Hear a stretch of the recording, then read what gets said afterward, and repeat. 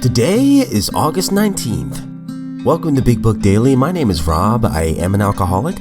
It is a thrill, honor, and joy to be here with you today as we journey through the Big Book of Alcoholics Anonymous and the 12 Steps and 12 Traditions. Today at the Big Book, we're going to continue our journey through Chapter 3, more about alcoholism. We'll be reading page 39. Out of the 12 and 12, we're going to read a little bit more about Step 6 by reading the bottom of page 65. And finally, we'll read today's entry out of the Daily Reflections and 24 Hours a Day.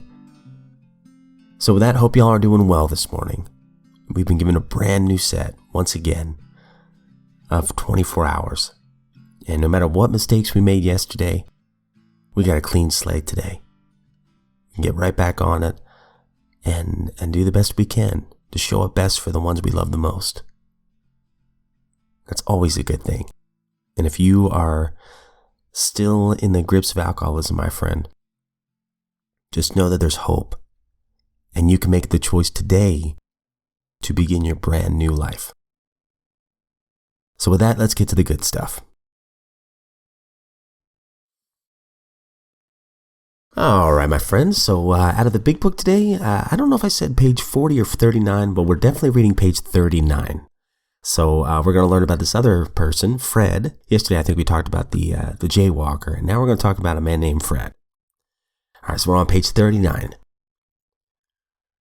That may be true of certain non-alcoholic people who, though drinking foolishly and heavily at the present time, are able to stop or moderate because their brains and bodies have not been damaged as ours were. But the actual or potential alcoholic, with hardly an exception, will be absolutely unable to stop drinking on the basis of self-knowledge. This is a point we wish to emphasize and re-emphasize, to smash home upon our alcoholic readers as it has been revealed to us out of bitter experience. Let us take another illustration. Fred is a partner in a well-known accounting firm. His income is good. He has a fine home, is happily married, and the father of promising children of college age. He has so attractive a personality that he makes friends with everyone. If ever there was a successful businessman, it's Fred. To all appearances, he is stable, a well-balanced individual, yet he is alcoholic. We first saw Fred about a year ago in a hospital where he had gone to recover from a bad case of jitters.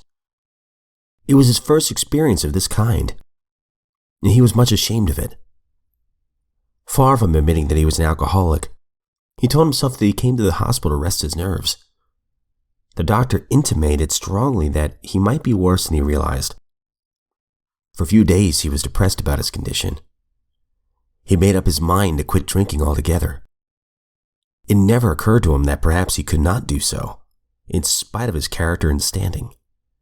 Fred would not believe himself an alcoholic, much less accept a spiritual remedy for his problem. We told him what we knew about alcoholism. He was interested and conceded that he had had some of the symptoms, but he was a long way from admitting that he could do nothing about it himself. He was positive that this humiliating experience, plus the knowledge that he had acquired, would keep him sober for the rest of his life. Self-knowledge would fix it. Moving on to the 12 and 12, we're on step 6. We're entirely ready to have God remove all these defects of character. Yesterday we talked about the abundance of natural desires and how in the extreme they can really affect us. So we're going to continue that thought by finishing up page 65. If we ask, God will certainly forgive our derelictions, but in no case does he render us as white as snow and keep us that way without our cooperation. There is something we are supposed to be willing to work toward ourselves. He asks only that we try as best as we know how to make progress in the building of character. So step 6, we're entirely ready to have God remove all these defects of character, is AA's way of stating the best possible attitude that one can take in order to make a beginning on this lifetime job. This does not mean that we expect all of our character defects to be lifted out of us, as the drive to drink was. A few of them may be, but with most of them, we shall have to be content with patient improvement. The key words entirely ready underline the fact that we want to aim at the very best that we know or can learn. How many of us have this degree of readiness? In an absolute sense, practically nobody has it. The best we can do, with all the honesty that we can summon, is to try to have it. Even the best of us will discover to our dismay that there is always a sticking point, a point at which we say, I can't give this up yet.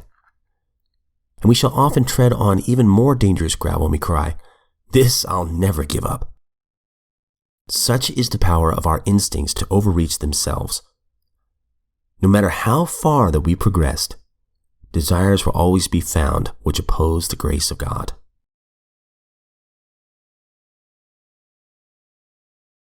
Daily Reflection, August 19th. A frame of reference. Referring to our list, the inventory again, putting out of our minds the wrongs that we have done, we resolutely looked for our own mistakes. Where had we been selfish, dishonest, self-seeking, and frightened? Alcoholics Anonymous, page 67. There is a wonderful freedom in not needing constant approval from colleagues at work or from the people I love. I wish I had known about this step before, because once I developed a frame of reference, I felt able to do the next right thing, knowing that the action fit the situation and that it was the correct thing to do.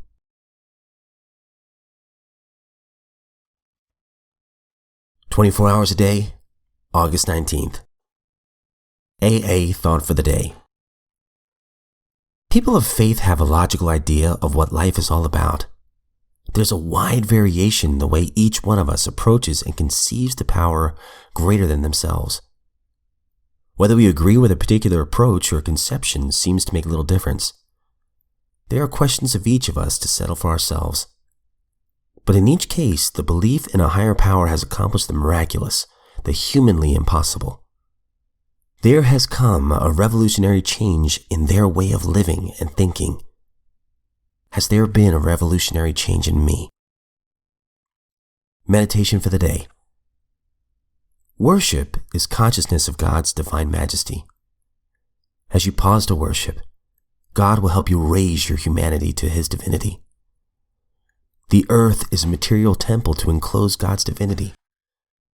God brings to those who worship Him a divine power, a divine love, and a divine healing.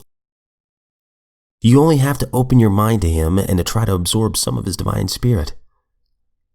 Pausing quietly in the spirit of worship, turn your inward thoughts upward and realize that His divine power may be yours and that you can experience His love and healing. Prayer for the day. I pray that I may worship God by sensing His eternal spirit. I pray that I may experience a new power in my life.